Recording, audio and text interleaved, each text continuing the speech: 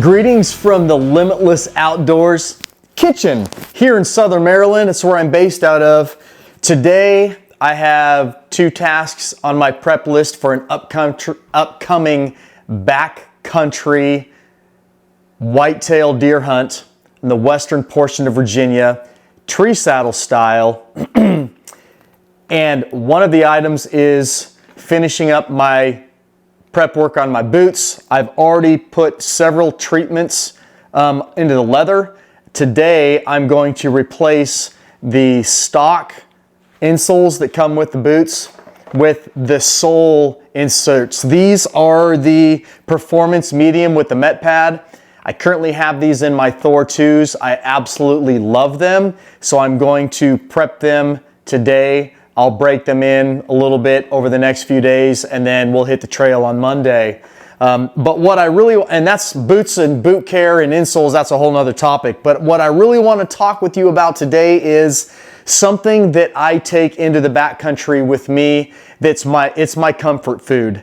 It's not my candy. That's trolley sour worms. That feeds my sweet tooth, which I really don't have much of one, but I really like the trolley sour worms. But ramen, midday, regardless of the time of year, but more so in the fall when it's colder temps or it's raining or snowing and you just want that comfort warm food in your belly, I like ramen. In the past, I've just grabbed the 37-cent pack of Maruchan ramen from Walmart. They have a lot of different flavors. Creamy chicken happens to be one of my favorites, but the sodium content's ridiculous. Now, I'm not a nutrition specialist, but I do know a couple of things about nutrition. One, this stuff it doesn't provide really a whole lot of nutritional value, but it does have water, which adds to my hydration. It does have sodium, which is important for electrolyte replacement. It does have some carbohydrates in it.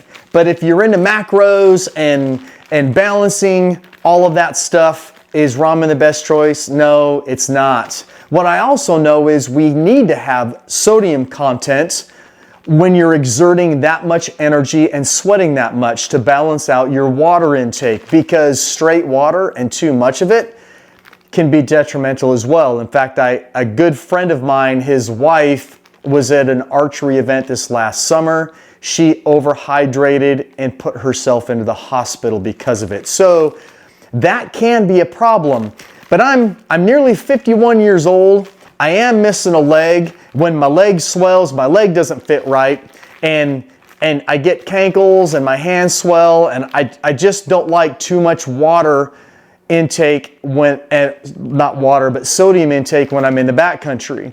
When you start adding up your daily sodium intake, and I eat an entire peak refuel meal, which is well over 1,000 milligrams of sodium. It's in excess of 1,200 milligrams for a bag meal. Then I'm looking at over 1,300 milligrams in a bag of ramen. I like to have jerky, which has sodium in it, and actually quite a bit of sodium if you're buying from the butcher store or over the counter, off the shelf jerky. You're not making it on your own. And I do make low sodium jerky. I just haven't prepped any for this trip. So again, we have jerky. I like to have some type of a beef stick for a snack throughout my day.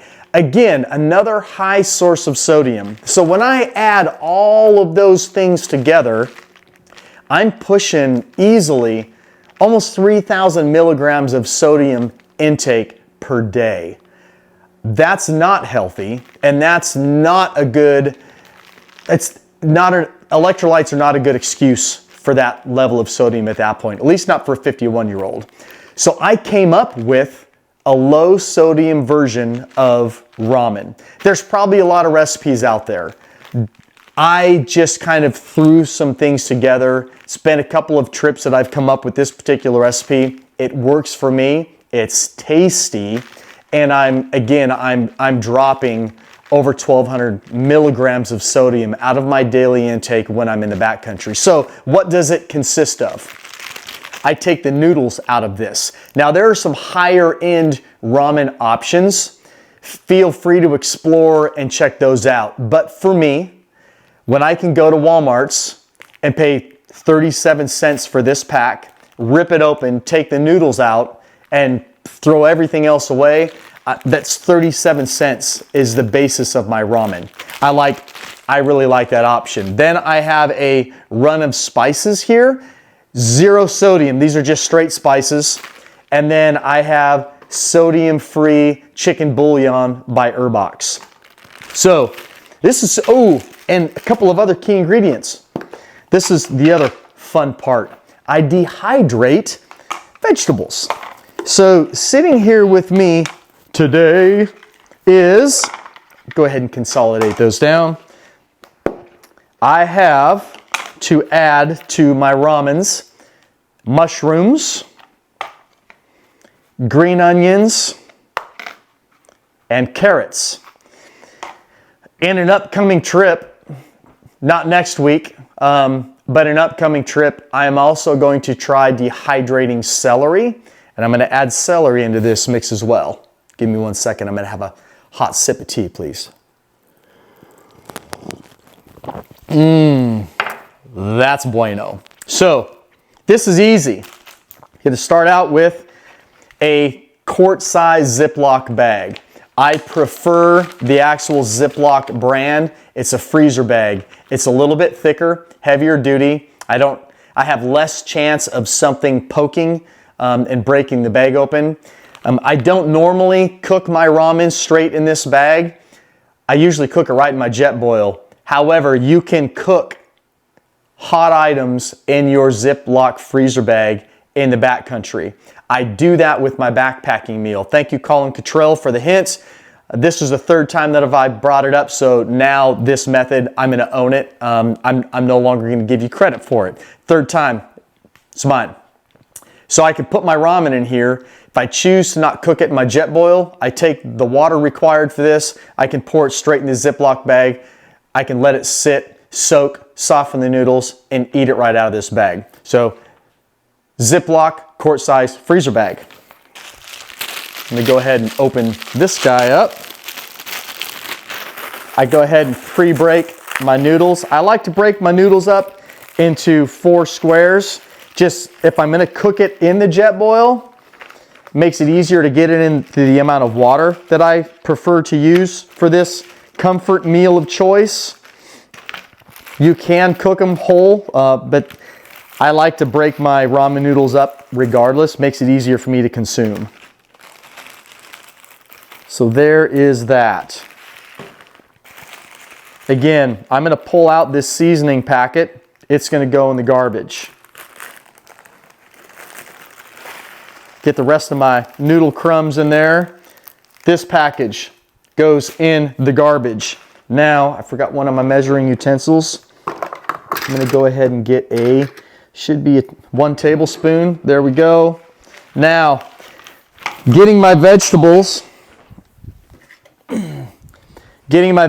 in here, I try to use the tablespoon. As you can see, it's a little bit difficult, but I'll put in roughly a tablespoon of carrot, tablespoon of green onion, and then for the mushrooms, tablespoon doesn't really work, so I just take a handful of mushrooms and I dump them in there.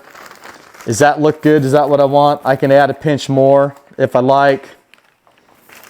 All right, noodles, veggies, they're in there. Now, I have garlic powder, onion powder, mustard powder, ground pepper, and then this nifty spice called True Lime. You can get it on Amazon. This is basically concentrated dried lime juice. They also make a lemon juice. They also make a lemon lime juice. If you read on the back of this, total fat, 0. Sodium, 0. Protein, 0. This is straight dehydrated lime juice. So that's going to go in there as well. And then my chicken broth. Now, here's the good part about this whole spice mix.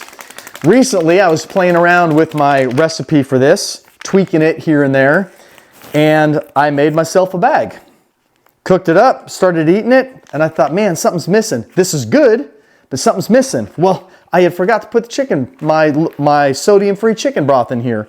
So even if you don't have chicken broth, or if you don't want chicken broth, this straight spice mixture right here, it's still a tasty meal. So with the garlic powder, onion powder, I use 1/4 teaspoon. So we just go ahead, take that lid off, make sure you don't have any clumps in there. Make it flat, make it heaping, doesn't matter. It's your taste buds, right? So there's a little bit of garlic powder. In the springtime, in the summertime, and maybe even early fall when the mosquitoes are really at it, I like to add quite a bit of garlic to my diet. Why? Because garlic is a natural method of pushing mosquitoes away from your body. So I do consume quite a bit of garlic, more so than normal in the summer and early fall. Also in the springtime, while I'm out chasing turkeys around, I'll start increasing that garlic intake as well. Now, mustard powder. Now I drop this down to 1/8 teaspoon. Mustard powder just gives it a little bit of a nice zing to the flavor of this mixture. So there we go. I've got 1/8 teaspoon of that. Ground pepper, 1/8 teaspoon here. That's done. And the last ingredient is the lime. And I do 1/8. A little bit of lime goes a long ways. There you go. That's done. Now, I just squeeze whatever air I can out of that mixture. She's zipped up. That's gonna go in my daily food bag.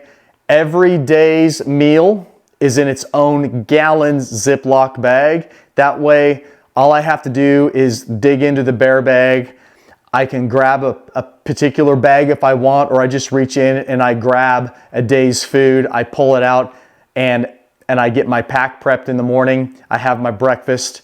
I pull my main meal out, typically put it back in the bear bag, and then I take the rest of my food for the day, I shove it in my pack, and I hit the trail or the timber wherever I'm headed to go hunt for that day out of my backcountry pitch site. That's it. Super lightweight. This, again, is my favorite comfort food in the middle of the day when I'm in the backcountry. If you have any questions about this, feel free to hit me up.